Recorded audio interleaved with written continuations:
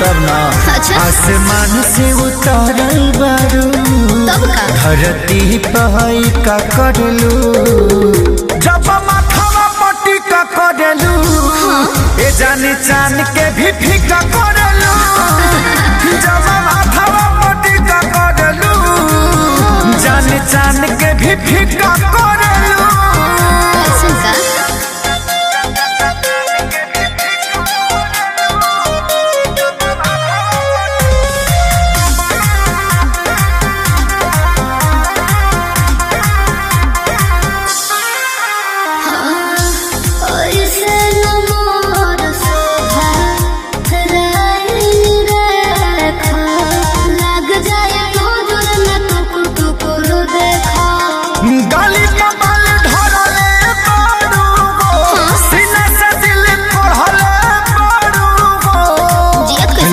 गन के बिगड़ो तारू तू तो इना मीना डिका करेलू जब माथवा पटिका करेलू के जान चाल के भी फीका करेलू जब माथवा पटिका करेलू के जान चाल के भी फीका करेलू।